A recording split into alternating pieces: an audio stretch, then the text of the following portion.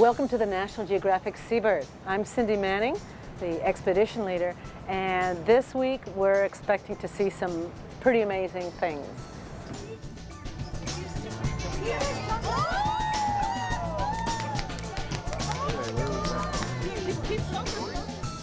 The magic of Southeast Alaska can be seen in the vistas, in the amazing mountains, in the slopes, in the forest, and the sheer size of everything.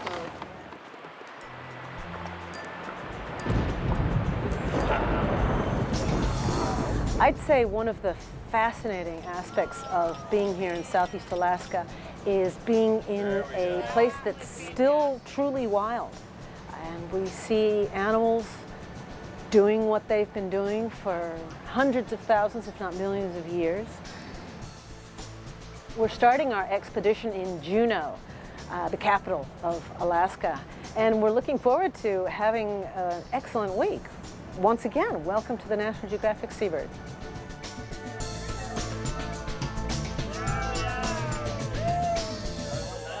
That's a good one. In the sunshine.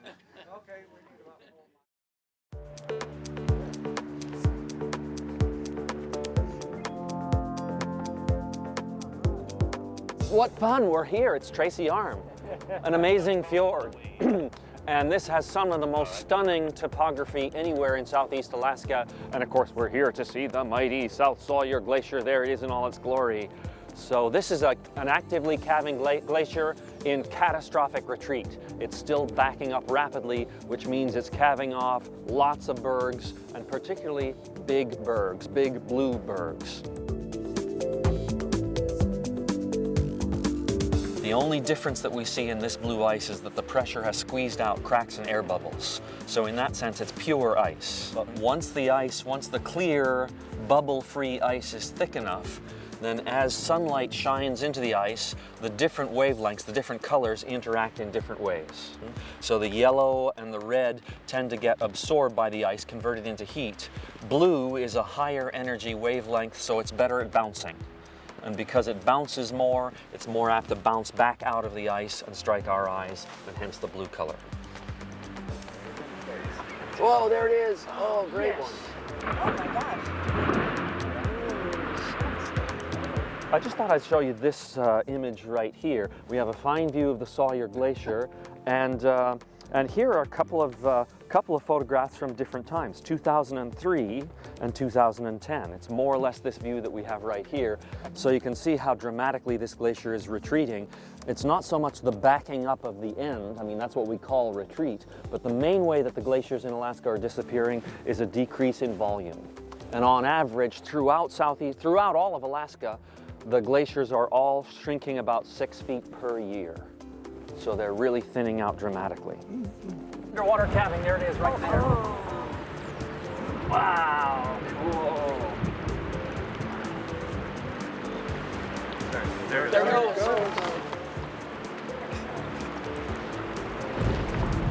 You guys are good. I can talk about this and it happens right now.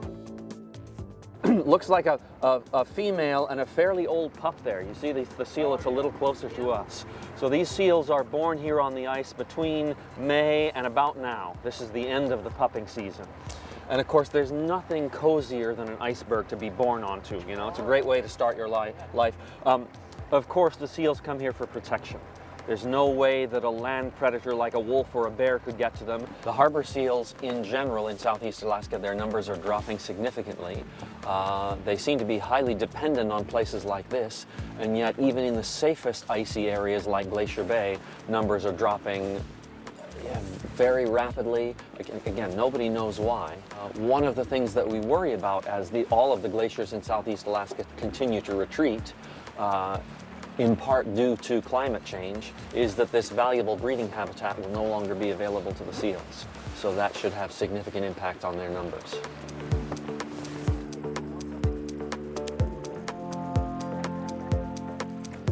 Oh yeah! Boom!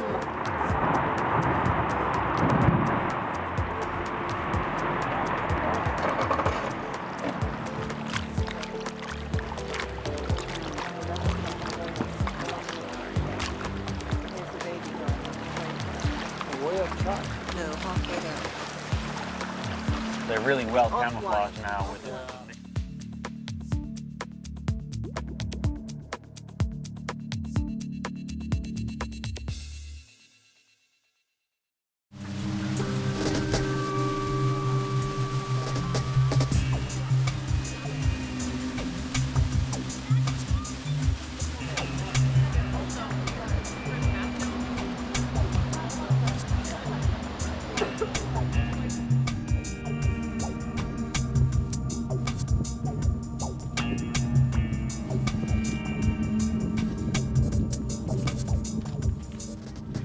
This afternoon, we saw these bears just running across, not really running, but a mom bear and her cub just kind of walking along this area.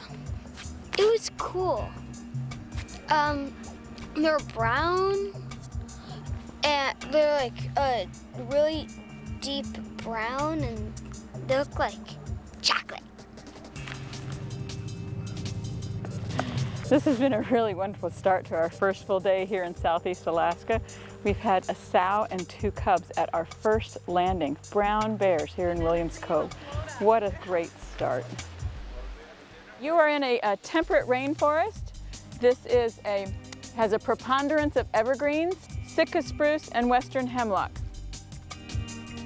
The trail that you're in the Tongass National Forest, but you're not on a forest trail, but you are on a forest trail. The trail you're on was made by bears. Bears are creatures of habit, and that mama bear that you saw and the 2 cubs, those are this year's cubs. It takes about 2.5 to 3 years to learn how to be a bear. So this is a bear trail. You can move it out of the way, but I think you're not going to get there until we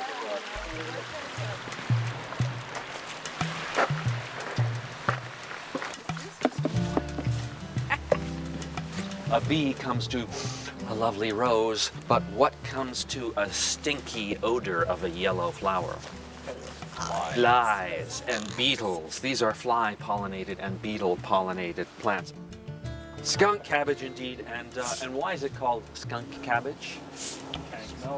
Because it stinks. It stinks. These are huckleberries, you know. We call them huckleberries. You want to have one? All right, I've got a challenge for you. Do bears pick berries like this? No, what do they do? They pick smaller bears. No, they eat berries off just that kind of bush, but they don't have hands to use. They've just got to eat them right off the bush. Want to give it a try? Sometimes they eat parts of the bush too. You want to try to pull it right off the bush with your mouth? It's yummy this way. Sure. Yeah, sure. Sure, yeah. David actually gets in there. Yeah, they're not. I'm gonna have one of his bears. I think you're very small, young man. No. Many insects perceive blue and also ultraviolet quite well. And that may be why many of these blue berries are visited by a tiny fly. She lays her egg in the berry, and so most of these blue huckleberries have a tiny maggot inside them, which means extra protein in a survival situation, which is why you definitely want to go for the blue huckleberries. Oh, yum. I think Oh, thank you so much. I don't think they buried you.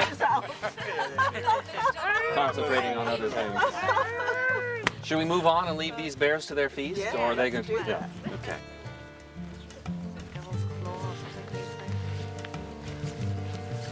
So the question was about what looked like spit back there on that plant there, and there's an insect called a spittle bug. There it is right there, that little green guy right there. It's a true bug. It has a straw-like mouth part. You can see him crawling along there, huh? And this spittle bug uses his soda straw-like beak to pierce the plants and suck out the juices, and as protection he makes that foam. Yummy, spittle bug.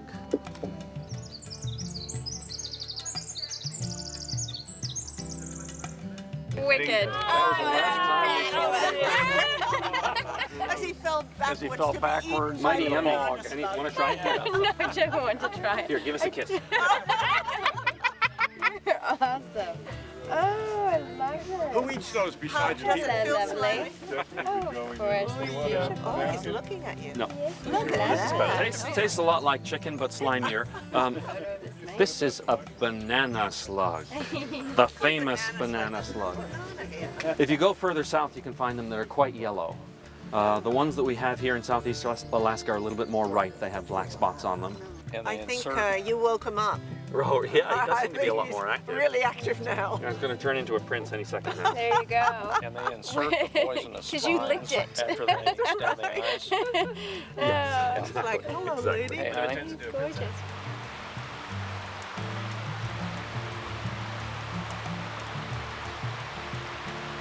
If you thought the wren was extraordinary, if you thrilled to the banana slug, there's something even hotter here. And it's tucked right down there mid the mosses and grasses. See those little paddle-like leaves? Oh, the Venus flies. The deadly sundew.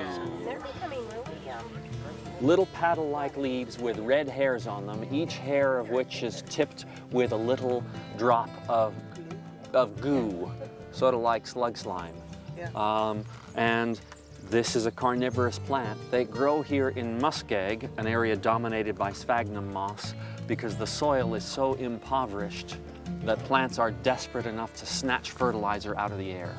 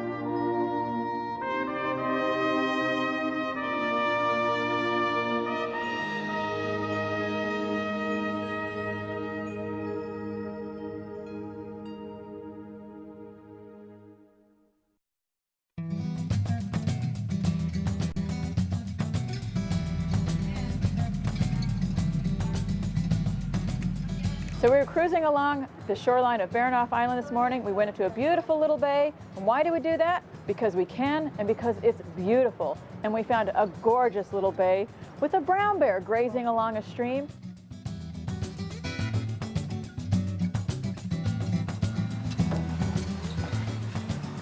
After we exited the inlet, we went along the shore of Baranof Island and we found a humpback whale. Really, really tight into the shore, but they're very comfortable with that because it was lunge feeding on small schooling fish, maybe even krill. But you could see its jaws come to the surface and snap shut sideways. You could see the little stove bolts, the little hair follicles on the top of its rostrum, and it was using its baleen in its mouth to sieve the fish and spit out the water, swallow its morning meal.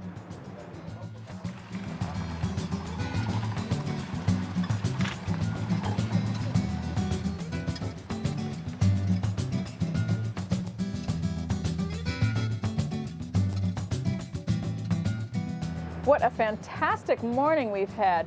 So we saw killer whales. This is a group of killer whales. They do travel in family units. It's a matrilineal society. Everybody's following mom, basically. And they are the largest member of the dolphin family. They've got teeth in their mouth. Unlike the humpback whale we saw earlier, it has baleen. The humpback is a filter feeder. The killer whales actually do have teeth.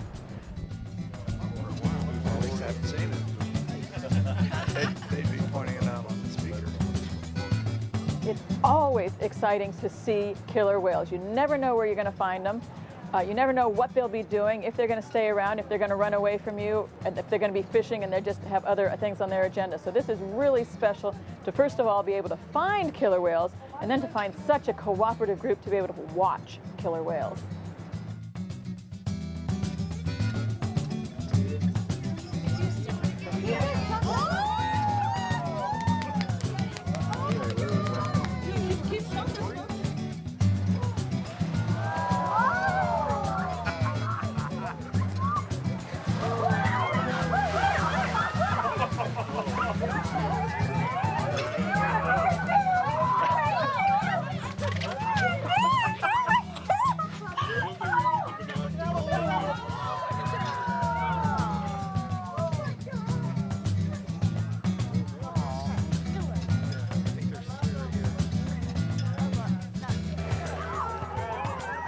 Oh, there's two of them!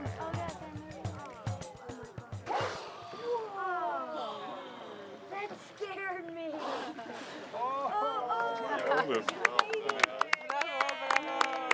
Nice work.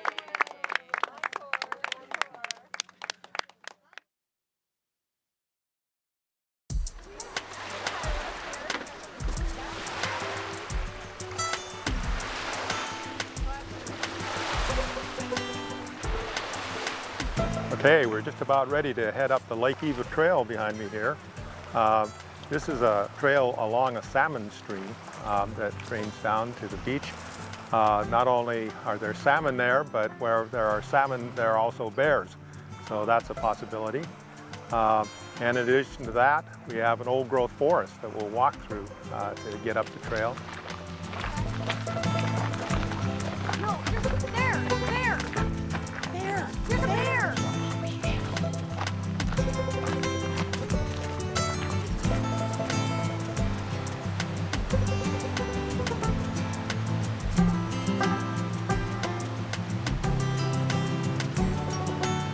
One of the great things about seeing a bear and not being on a boat and not being on a bus is that you know that it's real. Okay, so this bear viewing today was one of the best I've had. We were in a safe place. We got a really good look at the bear several different times, doing several different things. This is a perfect experience.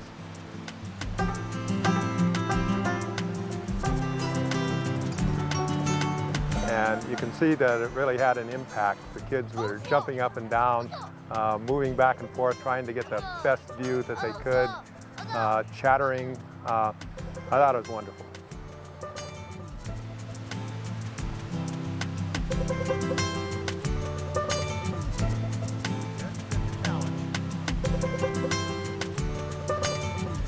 Got it? Start videoing. Right. Whoever has a video camera, start videoing. Okay. Come on, JP. Pick up. Move it. Don't fall. Nice. Come on, dude. Trying to solve the puzzle of the missing boot. Woohoo! With our boots. Were you a part of that? He might have been.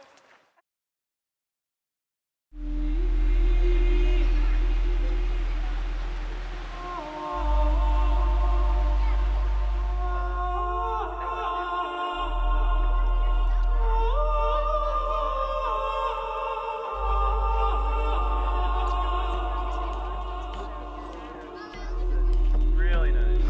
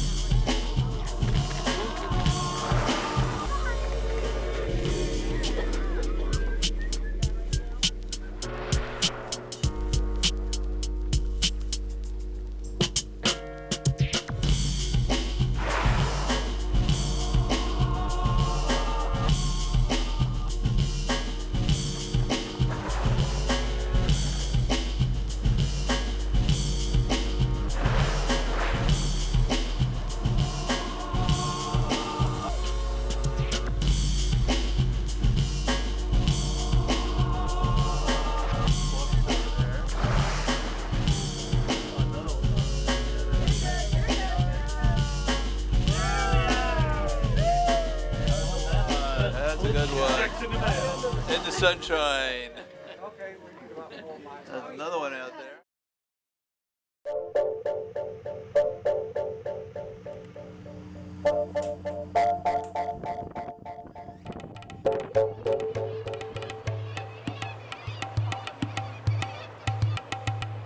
Have you ever heard of that expression, when the tide goes out, the table is set?